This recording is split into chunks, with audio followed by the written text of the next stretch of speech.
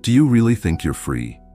Or have you simply become accustomed to living in a cage, disguised as comfort and choice? Your day begins the same way every morning. You wake up, still enveloped in darkness, and the first movement isn't your own. It's your hand reaching for your phone from the nightstand. Before your eyes even open, your mind is already activated by blinking screens and persistent pings. You scroll, a quick video, a funny meme, a headline. Your thumb moves without conscious thought, drawn toward stimulation as if it were necessary for survival. You tell yourself you are just checking messages or catching up on news, but deep down, you know it's more than that. It's an act of avoidance. It's a pattern you trust to suppress whatever is still sleeping within you. Because if you stop this distraction, what might you discover in the silence you've erased? You reach for coffee, not for the warmth or flavor, but to pair it with another scroll session, another podcast, another reel, another feed. There's always something to distract you, something to comfort you, something to numb you, even before your feet touch the floor. And by the time you leave your house, your brain has absorbed more information than it can process, yet you feel hollow. Strange, isn't it? You call it freedom. Freedom to choose. Freedom to follow your interests. Freedom to entertain yourself in your own space. But if every impulse is fed, every mood soothed, every moment pillaged, is that freedom? Or is it more like captivity? A form of self-imprisonment with padded walls. Consider this. Silence is rare because stillness is dangerous. When the noise goes away, the questions rise. Who am I when I'm not entertained? What do I think when I'm not preoccupied? What did I bury under all this constant stimulation? The answer is uncomfortable, and so we flee instead of staying to face it. Pleasure in itself is a natural gift. It connects us to life. But like any powerful tool, it can be misused. When pleasure becomes an escape hatch rather than an enrichment, it starts to do the opposite. It limits us. It shrinks our ability to cope, to feel, to explore. It rewires our psyche. Before you know it, you stop choosing pleasure. You become dependent on it. Your mood hinges on your ability to consume something enjoyable. Silence terrifies you. Stillness exhausts you. Solitude unnerves you. You've built a fortress of stimulation around your own existence. And in that fortress, you remain free only as long as you never try to leave. The walls aren't bars, they don't need locks. They're made of convenience, comfort, and compulsion. The problem isn't pleasure. The problem is when pleasure becomes the prison, and you never thought to escape. When we think about dystopian futures, two names inevitably emerge: George Orwell and Aldous Huxley. Both saw the collapse of freedom on the horizon, but their visions could not have been more different. Orwell feared the tyranny that came with boots and guns. Huxley feared something far more insidious, a world where people wouldn't even want to rebel, because they were too entertained to care. Orwell's 1984 imagines a brutal dictatorship, a regime maintained by fear, surveillance, punishment, and relentless control. Thought is criminal, speech is weaponized, every step is monitored, and every person must conform or face the ministry of love. In Orwell's world, the chains are made of steel, the walls are physical, and the punishment is swift and cruel. Freedom is crushed by force. But Huxley's prison is quiet. In Brave New World, there are no whips, no torture chambers, no ministries. There's only pleasure, engineered, artificial, and abundant. People are not forced into obedience, they are bred for it. From birth, they are conditioned to love their social roles, to avoid pain, to consume, to seek entertainment, and above all, never to be alone with their thoughts. If discomfort arises, there's soma, a perfect drug that eliminates sadness without consequence. It doesn't cure pain, it erases the need to feel it. In one chilling quote, Huxley writes, "People will come to love their oppression, to adore the technologies that undo their capacities to think." And that's precisely what makes his vision so terrifying. It feels eerily familiar. Look around. No one needs to ban books anymore. People have simply stopped reading. No one needs to censor information, just flood it with noise. No need for walls when everyone walks willingly into their own algorithmically tailored echo chamber. Distractions are everywhere, and most don't even notice the absence of thought. Orwell warned us about the pain imposed by others. Huxley warned us about the sedation we would impose on ourselves. In 1984, people were controlled by fear. In Brave New World, they're controlled by pleasure. And that distinction is critical, because while fear eventually provokes resistance, pleasure pacifies. Orwell's world is held together by punishment. Huxley's world is held together by reward. And when reward becomes constant, when society becomes addicted to ease and gratification, then thinking itself becomes undesirable. Why ask questions when there's a new show to binge? Why examine your discomfort when you can silence it with likes, scrolls, or dopamine hits? And that's the trap. Huxley understood that control in the modern age wouldn't require guns or chains. It would only require comfort. The kind of comfort that soothes you into forgetting what freedom even feels like.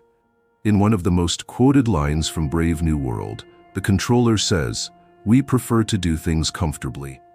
It sounds harmless, until you realize that this comfort has cost humanity its depth, its longing, its soul.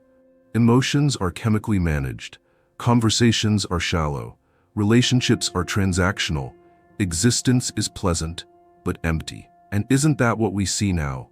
We are drowning in entertainment. Every free moment becomes an opportunity to be distracted. Silence becomes suspicious. Boredom is unbearable. The idea of spending time alone, without screens, without music, without instant gratification, feels alien. But why? What are we so afraid of encountering in that silence? Maybe it's ourselves. That's the genius of Huxley's dystopia. He didn't invent a tyrant. He exposed the one inside us, the one that would choose ease over truth, comfort over growth, sedation over awareness. And we've accepted that trade. Slowly, quietly, willingly. Because when pleasure is abundant, the will to question fades, the mind softens, the soul forgets how to yearn. Orwell showed us a world we would resist. Huxley showed us a world we would embrace. And that's what makes it far more dangerous. So the question isn't just, are you free? The deeper question is, do you even want to be?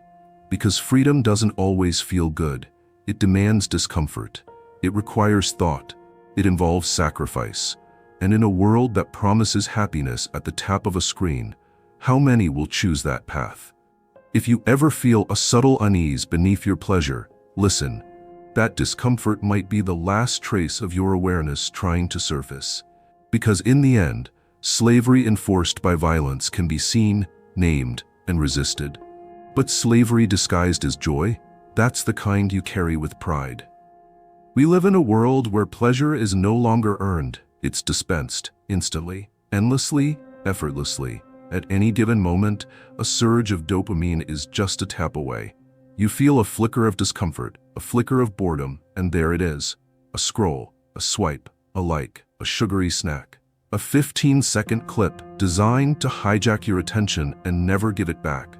Welcome to the age of instant gratification, where every desire is met with a digital solution. And silence has become the ultimate enemy. You're not alone in this.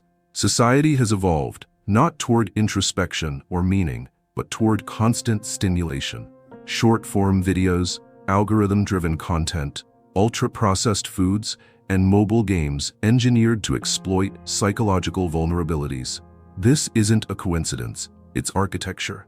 Each element of modern life has been designed with one thing in mind: maximum engagement. Not for your growth, not for your peace, but for profit. Ask yourself, when was the last time you sat in silence and felt comfortable? When was the last time you ate without also watching, scrolling, listening, or planning the next task? When was the last time you allowed your mind to wander without grabbing your phone within 30 seconds? No one is forcing you to consume 24/7. No one is holding a gun to your head, telling you to stay online, to keep watching, to keep eating, but still, you can't stop.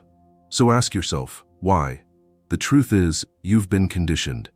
Our brains evolved for survival in environments of scarcity. A sweet fruit, a moment of safety, a new discovery, all rewarded with a dopamine release that reinforced adaptive behavior. But in today's world, those same pathways are being hijacked. Instead of reinforcing growth, learning, or connection, dopamine is now triggered by empty content, synthetic flavors, and meaningless validation. Over time, your brain adapts. It rewires itself.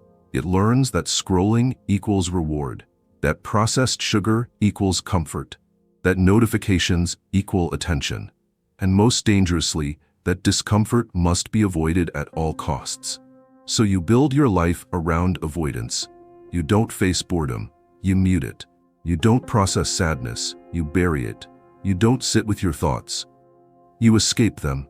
The system doesn't need to punish you into obedience. It rewards you into submission. This is not an accident. It's an ecosystem. The platforms you use, the food you eat, the media you consume, they are all optimized to bypass your awareness. And they work. That's the terrifying part. You become addicted, not because you are weak, but because the system is strong. Even your choices are manipulated. Think about the algorithms. They don't just show you what you want, they shape what you want. They learn your patterns and feed them back to you, deeper and deeper. A society of people with every pleasure at their fingertips, yet deeply restless. Constantly chasing, yet never arriving. Stimulated, but numb. Surrounded by noise, but alone. So if you feel that tug, that small voice asking for silence, for stillness, for meaning, don't ignore it. It's not weakness. It's not failure. It's the last part of you that hasn't been conditioned to forget.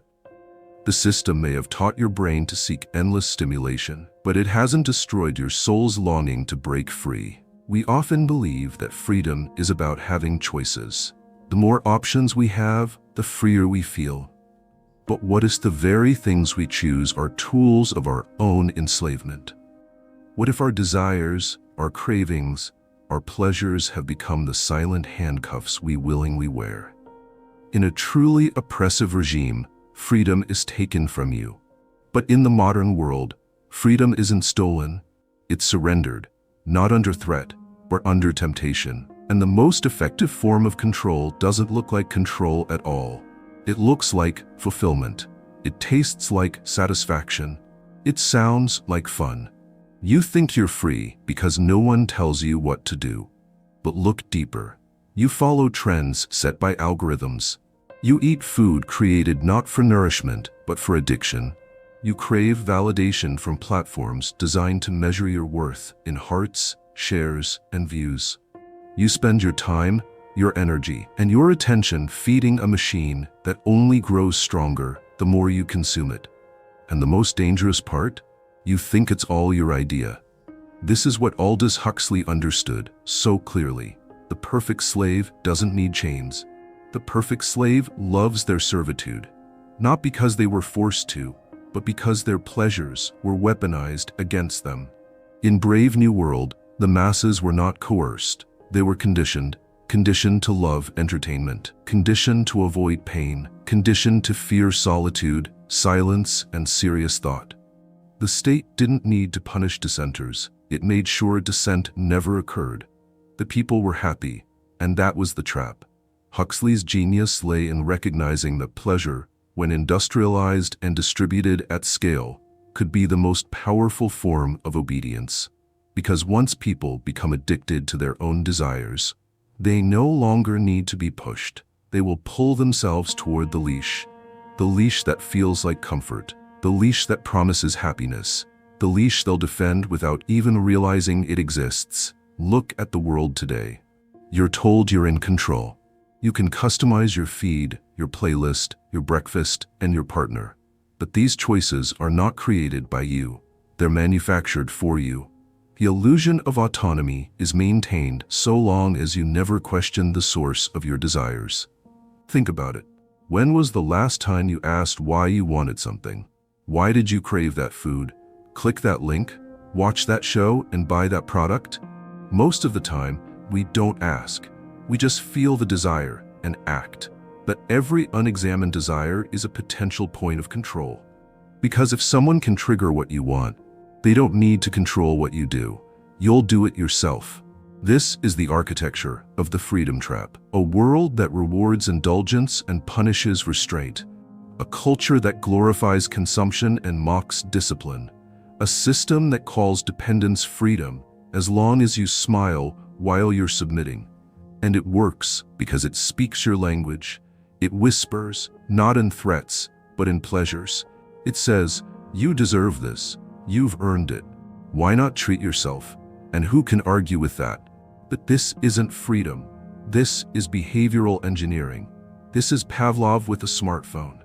This is a lab where you are both the subject and the spectator, conditioned to seek dopamine and avoid discomfort at all costs. Desire becomes a lever, a handle to turn your will, not through violence, but through convenience. The slave of the past feared the whip. The slave of today fears missing out. The whip has become a notification, the chain, a craving, the cell, your comfort zone, because the perfect prison is the one you never try to escape, not because you can't, but because you don't want to. There's an old truth that says a man is most easily controlled through what he loves. That's the core of modern captivity. You don't need to be restrained. You need only to be endlessly entertained. And as long as your pleasures are abundant, your questions will be few. As long as your urges are fed, your will can be redirected. You'll defend the system that exploits you, because it gives you what you think you want. But it never lets you ask, what do I truly need? This is not just about addiction. It's about identity. When your desires are manufactured, your self becomes fragmented. You no longer know where your cravings end and your truth begins. You become a reflection of your consumption, not a creator of your destiny. And that is the ultimate form of control, to strip a person of their inner compass and replace it with appetites that always point outward, toward products, toward distractions, toward obedience masked as pleasure. So what do? First, we wake up. We see the system for what it is, not evil, not malicious, but deeply effective. Then we pause, we question, we listen for the voice beneath the noise, the one that asks not, what do I want right now, but what do I truly value? Because only then do we begin to reclaim our will, not from some dictator, but from the trap of our own unchecked desire. Escaping the loop of instant gratification is not about becoming a monk or abandoning all pleasure. It's about reclaiming your autonomy. It's about choosing when to indulge, rather than being pulled by every craving. Because once you become aware of the cage, you can finally begin to test the lock. And yes, the door is open, but walking through it requires conscious effort. Here are 4 strategies to help you begin. Strategy 1. Dopamine detox. A temporary disconnect. The first step is to stop feeding the addiction. Not forever, but long enough for your brain to reset. This is not about rejecting technology or pleasure itself. It's about removing the constant flood of artificial dopamine long enough for your senses to return to baseline. Start with 24 hours, 1 day, with no social media, no short-form videos, no processed sugar, no background noise, just silence, simplicity, and presence. You'll likely feel restless, even anxious. That's withdrawal. That's your brain recalibrating. Because when pleasure becomes constant, it loses all value. A detox helps you rediscover the subtle joy in things you've forgotten. A real conversation, the texture of food, the sound of birds, the feeling of sunlight on your skin. Over time, your mind stops chasing spikes and starts appreciating nuance. Strategy 2. Build discomfort tolerance. Befriend boredom. You must relearn how to be uncomfortable. This is the foundation of resilience, and it begins with boredom. Spend time alone with no distractions. Sit in silence. Go for a walk without headphones. Allow yourself to feel boredom rise, and don't run from it. Because what's underneath boredom is not emptiness, it's access. Access to thoughts you've avoided, to emotions you've numbed, to questions you've suppressed. Discomfort isn't your enemy, it's your teacher. When you can sit with discomfort, you regain power. You remember that stillness is not punishment, it's clarity. If you can't be with your own mind, someone else will always be happy to fill it for you. Strategy 3. Cultivate critical thinking. Question the system. The next step is awareness. Not just of yourself, but of the system you're in. Every app you use, every product you consume, every trend you follow, it all came from somewhere. Ask, why do I want this? Who benefits from this habit? Is this pleasure helping me grow or just keeping me numb? Most importantly, ask yourself, is this me? Critical thinking is the antidote to conditioning. It's the practice of examining your inputs before accepting them as truth. And in a world built to seduce your instincts, critical thought becomes an act of rebellion. You don't need to reject the world, just stop sleepwalking through it. Strategy 4. Reconnect with purpose. Separate pleasure from meaning. At the core of your freedom is meaning. Pleasure is fleeting. Purpose endures. And when you live only for pleasure, your soul shrinks. But when you act from purpose, even if it's hard, even if it's slow, you begin to grow from the inside out. Ask yourself, what do I want to build, not just consume?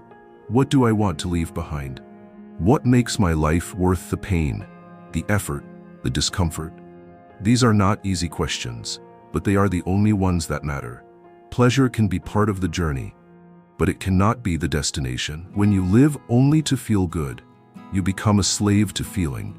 But when you live to become someone stronger, wiser, more whole, you begin to walk toward freedom. Purpose gives you a compass. It doesn't erase suffering, but it gives suffering shape. It transforms pain into growth, boredom into contemplation, solitude into insight, and most of all, it makes it harder to manipulate. Because someone with a purpose does not need distraction. They are not as easily baited by pleasure. They do not run from discomfort. They face it, use it, and learn from it. That kind of person is dangerous to any system that thrives on your weakness. These 4 steps are not hacks. They are practices. Lifelong disciplines that help you remember who you are beneath the noise. And yes, the world will keep pulling. Your cravings will return. The loop will beckon. But every time you resist, even for a moment, you carve out space inside yourself. A space not filled by algorithms or cravings or instant rewards. A space that belongs only to you. Freedom is not a moment. It's a decision you make, again and again, in a world designed to make you forget.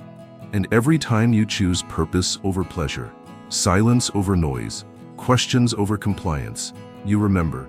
You remember that you are not your cravings, you are not your consumption, you are not a product of algorithms. You are a being capable of meaning, and the system fears that more than anything else. If something in this video stirred you, if a part of you paused, reflected, or felt seen, then don't let the moment fade. Subscribe to this channel so you don't miss the next journey inward. Here we don't chase noise, we seek truth. We ask questions that hurt before they heal. And I want to hear from you. What resonated most? Was there a moment, an insight, a truth that hit differently? Leave a comment below and share the lesson that challenged you or the one that awakened you. Because when we speak honestly, we realize we're not alone. And when we share, we help someone else see. So if you're ready to go deeper, to question more boldly, to live more consciously, click like, subscribe, and stay with us. This is just the beginning.